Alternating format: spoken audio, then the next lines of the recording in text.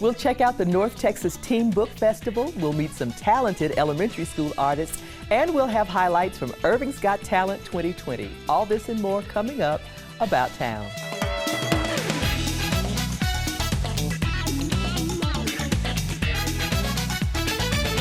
Hello everyone and welcome to About Town. I'm Kathy Whiteman. We're so glad you joined us today for information on Momentum Dance Company's spring concert, which of course has been canceled due to the coronavirus health emergency. Susan Stevens has a review of 3 exciting new first-run movies coming to your screens at home later in the show. As always, we'd love to hear your feedback. Let us know about a story you'd like to see or creative ways you're sheltering in place as we face this health crisis together. You can email us at ictn@cityofirving.org or connect with us on social media. So please subscribe to our YouTube channel, like us on Facebook, and follow us on Twitter. We'd love to hear from you. The North Texas Teen Book Festival returned to the Irving Convention Center at Las Colinas, and if possible, it was bigger and better than ever. Susan Stevens attended, and she brings us these highlights.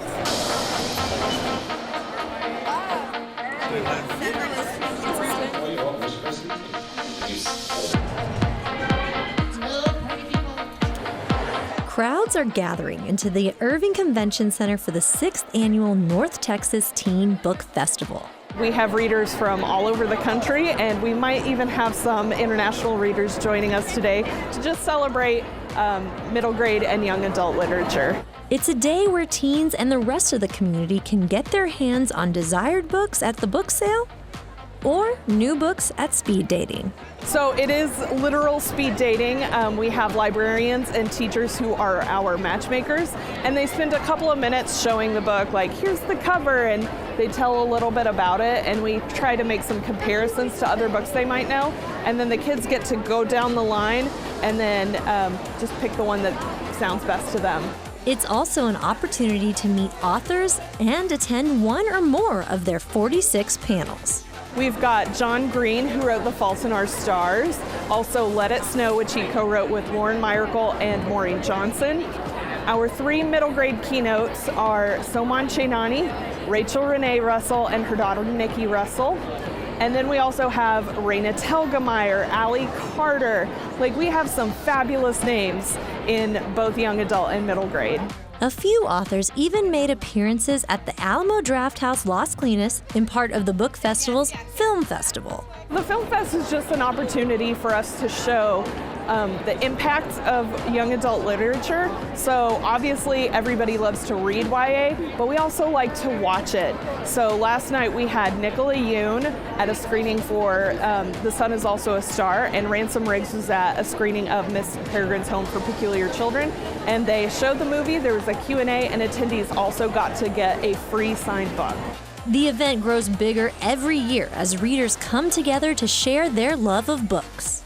It's like another way of getting into a different world. It gives me a way to get stress-free from high school and school, and it actually really touches my heart because some of these books make me cry. Reading is no longer something that you do just at night under the covers with a flashlight. It's cool to read. And it's cool to meet authors. I think we're also seeing books be more representative of how people look and who they are. So we're seeing a lot of queer representation in books. We're seeing a lot of people of color. We're seeing trans and all sorts of different kinds of people represented in these stories. And in such a diverse society, representation holds a lot of value. I'm a white woman and I am cisgender. I've seen myself in books since I was a little girl. But if someone else has that opportunity, that makes my day. The North Texas Teen Book Festival welcomes everyone and allows readers to explore different books that can take them to new worlds. You don't have to be a wizard to go visit Hogwarts. You don't have to live in Panem to see Katniss from the Hunger Games. You can actually dive into and explore different worlds with books, and I love having that. Keep the endless stories alive. For About Town, this is Susan Stevens. The Irving Public Library has a treasure trove of online services to take advantage of. Visit cityofirving.org and click the library link to learn more about them. One of the best ways to focus the imagination and creative spirit of children is through art. And in the annual Irving ISD exhibition of student art, you'll literally see 1,000 different ways that creativity pours out on paper, and clay, and cardboard, and even yarn. Here's a look. There's lots and lots and lots of artwork featured in Irving ISD's annual elementary art show. And each piece represents the creativity and imagination and joyfulness that the young artists bring to their work. I try to put details in it like what usually people don't really do. I really love it because we could put our name in Asian. Where does all this originality come from? It was in my brain. Well said. There's so much to see, but what you might not see yet is how much they're learning. We know that, first off, there's a big tie between art and being successful academically, so that's the first thing. We have a lot of projects where we focus on some math skills and some science skills, but especially where we're drawing like tessellation, repeated patterns, 1-point perspective drawing and stuff where we draw on a lot of math skills, learn how to use rulers. And we certainly know that arts is one of them. One of those areas, and as you can see, our kids do an amazing job. Different concepts and techniques. I wanted them to understand blending. We focused on Seurat's pointillism for 3rd grade, and you can see with all their insects that we have kind of floating around. We also have tons of social studies connections because we're talking so much art history and we're talking about so many artists. So we're talking about different times within even American history when we talk about the 50s abstract expressionist movement and the pop art movement of the 60s and what was going on in America at that time that kind of led to those movements happening. We wanted to do more collaborative art. We did some collaborative art last year, and so 2nd grade, they had their flowers here that they did, kind of like a floral bouquet. We also do a lot of reading, especially with my kindergartners. I usually start every lesson with a picture book. So we'll read a picture book and talk about a famous artist that the book is about, and then we'll make art based on that. A book about Ms. Spider, who just wanted to make some friends, inspired Landon's artwork. She set up a tea party. She wanted every insect to come, but they were scared of it because they thought she would trick them. All the day they come to Miss Spider's tea party, and everyone came, and she said, "Come in." Messiah learned a few modern techniques to create an ancient Asian art form. Instead, with a real fish, we did like a rubber fish. Then we put some black print on there, and then we put the paper and did that. And an after-school activity inspired Callaway's brightly colored feather painting. So I just painted, and I just thought about some doodles in my head before, and then I thought, oh yeah, I do this after school, maybe I can put this inside of that. A closer look at even the simplest piece shed some light on the techniques the children learn and the ways that art enhances their academic knowledge and skills. But the most important thing they learn may be how to tackle a new challenge. Oftentimes they look at art and they see the finished product and they don't see the little steps that go into that, and so I kind of like try to focus on the little steps with them so they feel more accomplished and that it's not so daunting. Families gather to celebrate their young artists. Oh, they're excited. Yeah, they're excited. They're proud of their kids. I know the students are excited as well. And that feeling is a win for the whole community. I think just that community built bond that we have, all being here on the same page to support the child. And every child leaves with something money can't buy. Because I'm a great artist. A little more confidence. This is Kathy Whiteman reporting. ICTN is working with the Irving Art Center to create a virtual tour of the exhibit so you can enjoy the work of these young artists online. Like so many events this month, Momentum Dance Company has had to cancel their spring performance, something that the community was really looking forward to. But I managed to talk Jacqueline Forcher with Momentum Dance Company and Loris Anthony Beckles with Beckles Dancing Company come in and talk about ways that we can keep the arts and dance alive, and other ways to get creative during this shelter-in-place order. Thank you guys so much for being here today. Thank you. I was so sad, but I mean, obviously everything has to go because we've got to keep the community's health uppermost right now. But just not to titillate the audience, but you know, I want to know what you guys were planning to do because you worked together so long. Yeah, we were having a collaboration again. We try and do every year. We have been working on Loris's ballet he did for Momentum in 2006. Yes. To Dive Slow Resurface. We were going to perform it with his group, and then his group is performing with us as well as his work. And what people don't understand is that we actually started in December, January. Wow. They see the shows that we put on, but we've been rehearsing for months on end, and it just stopped last Sunday after all those months and hours and. That is the case when you've got any of the arts. Our job is to make this look effortless, when of course it takes more effort than... More effort and planning and thought and rehearsal and so on.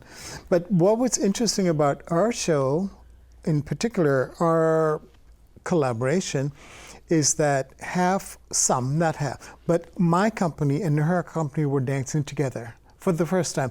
Not only my company dancing on her show and her vice versa, but together. So some of my people would be in her show in addition to us, and some of my people would be in her show in addition to my people. So it was nice. Would have been nice. Yes. We still plan to do it again though. Well, yeah, and let's talk about that. So we shouldn't maybe say that the performance was canceled, maybe postponed. Hoping for postpone. We're looking. As soon as this clears up a little bit, and I'm not adverse at all to a summer date, and because we just need the time to pick back up and start rehearsing again. And so I've already been checking with my dancers to see their availability. And that's all that we can do at this moment. Yeah, well, you know, it is. And so we do what we have to, absolutely, so that, like I said, we keep the community's health uppermost. But during this interim, you've got dancers who make a living dancing. And if they're not dancing, they're teaching. So both their streams of income are cut off. All gone. So it's a huge challenge. It is. It's very difficult. A lot of my teachers in particular, including my own son, they're contract labor. So they can't get unemployment if you're contract labor, and there's no teaching to be had. I know there's some virtual ways to do it. However, no real dancer is going to benefit from that. You got to be in a classroom. You need to have somebody to fix that line. Somebody to tweak. You can give class, throw class at folks, but unless you're there to fix and adjust and refine, then it doesn't happen.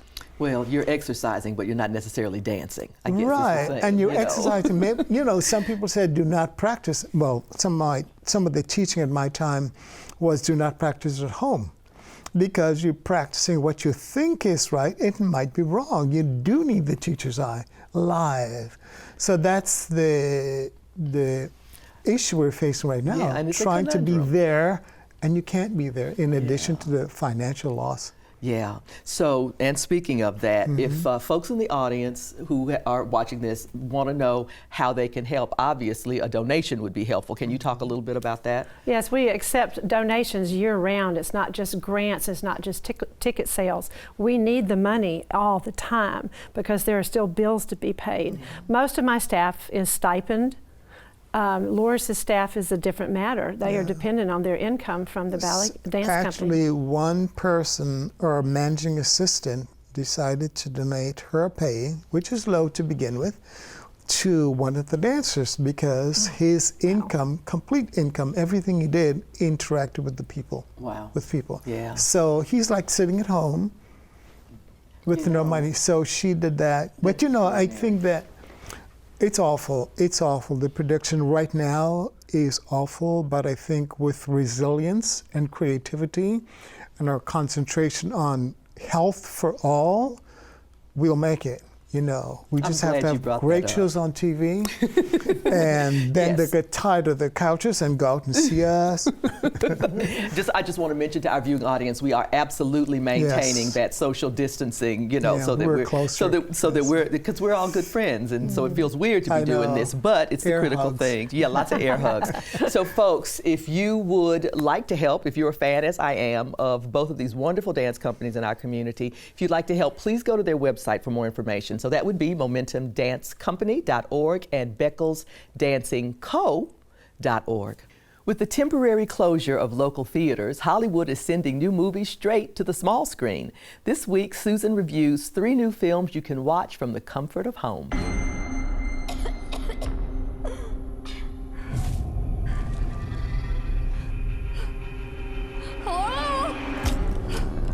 Hey! What is happening? What is all of this? Did you see that article? Every year, these liberal elites kidnap a bunch of normal folks like us and hunt us for sport. In the newest horror, The Hunt, 12 strangers have woken up in a field with gags in their mouths and a giant box of weapons. We soon find out they have been chosen by liberal elitists to be hunted like animals. Before anyone gets heated or offended, this thriller has no real insight into politics. It's too afraid to pick a side. Instead, everyone in the film is pretty dumb, with the exception of Hilary Swank and Becky Gilpin's characters. The entire all-star cast adds to the hilarious humor of the film, but it's Swank and Gilpin who steal the show.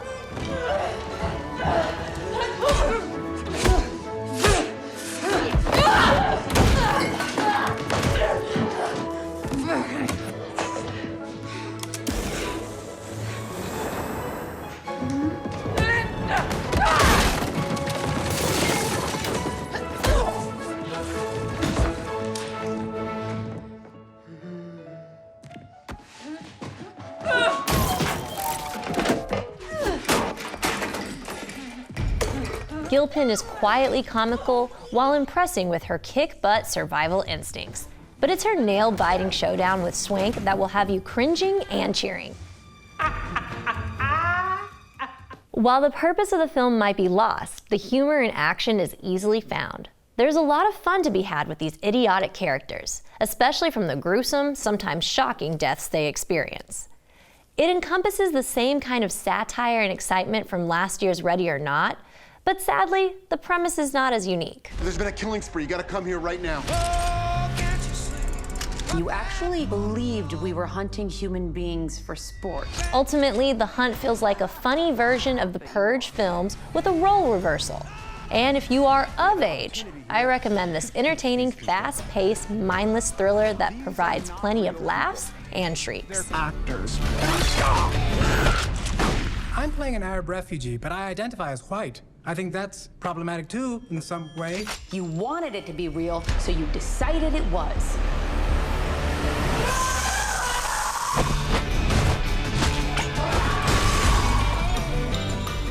I know the theaters are temporarily closed, but you can rent The Hunt on Amazon, Apple TV, YouTube, and various other on-demand platforms for a starting price of $19.99. I found something that can prove. But The Hunt isn't the only in-theaters title that you can rent. Check out The Invisible Man, starring Elizabeth Moss as a woman who's haunted by her abusive ex. I have a pile of ashes in the box that would disagree with you. He has figured out a way to be invisible. Only thing more brilliant than inventing something that makes you invisible is coming up with the perfect way to torture you, even in death. Adrian's true genius was how he got in people's heads. Don't come any closer. Hey! I'm not crazy. Please listen to me. You're saying the person trying to kill you is in the room right now, but we can't see him? He's listening. Where are you? Where are you? Show yourself! Come on! Do it! There you are. Or, for something more lighthearted, you can rent the newest adaptation of Jane Austen's Emma.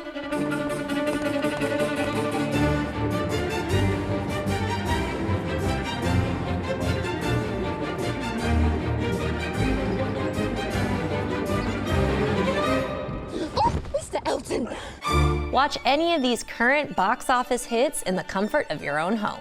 For About Town, this is Susan Stevens.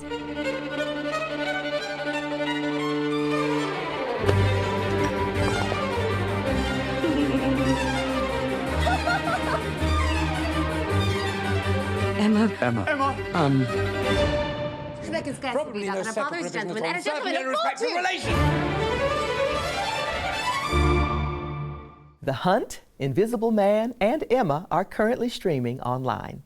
It's Irving's premier teen talent competition, and every year middle and high schoolers leave it all on the stage. Here's Susan with highlights from Irving's Got Talent 2020.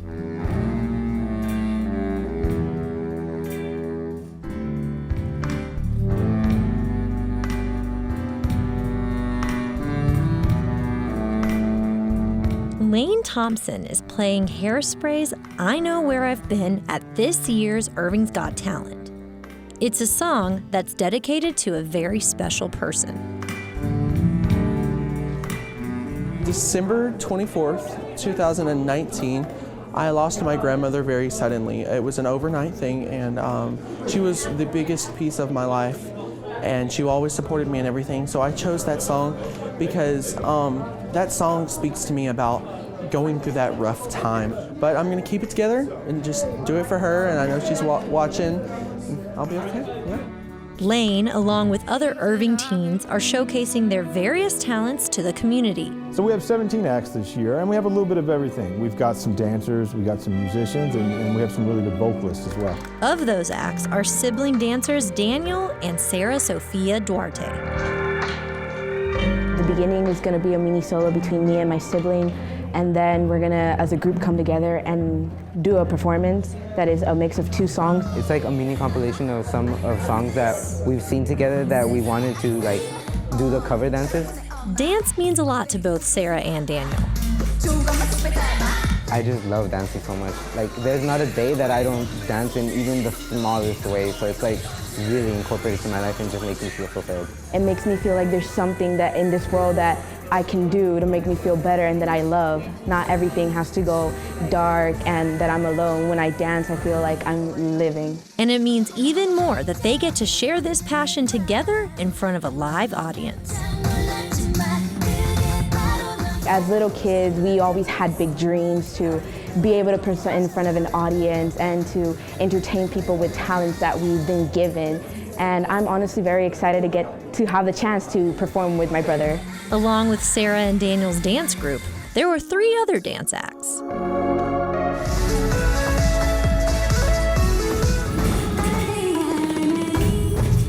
Seven vocalists sang their hearts out. Peter Pan, that's what they call me.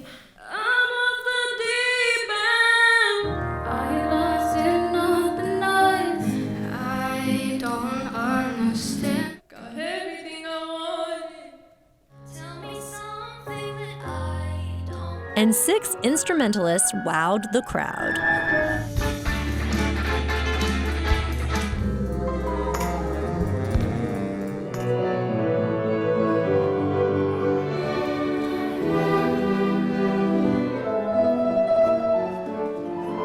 At the end of the show, these acts are awarded. Best vocalist went to Katie Vasquez. Best movement went to Aishi Guha. Best instrumentalist went to Lane Thompson, and People's Choice went to Neha Singera Valan. Congratulations to all the winners and participants of this year's Irving's Got Talent. I want to thank everybody for coming out to the 2020 Irving's Got Talent. We appreciate For About Town, this is Susan Stevens. Here's another look at the work of Irving ISD's talented elementary artists and a list of places to get outdoors about town.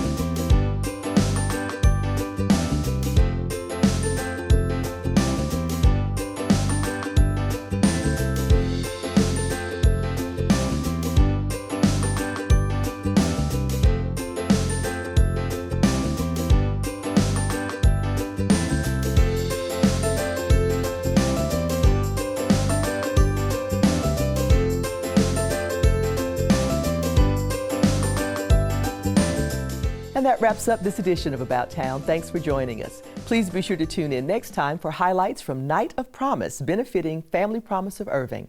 And we'll also check out a chili cook-off at the Ginger Man in Water Street. We'll leave you tonight with another look at Irving's Got Talent. I'm Kathy Whiteman. Have a great evening about town.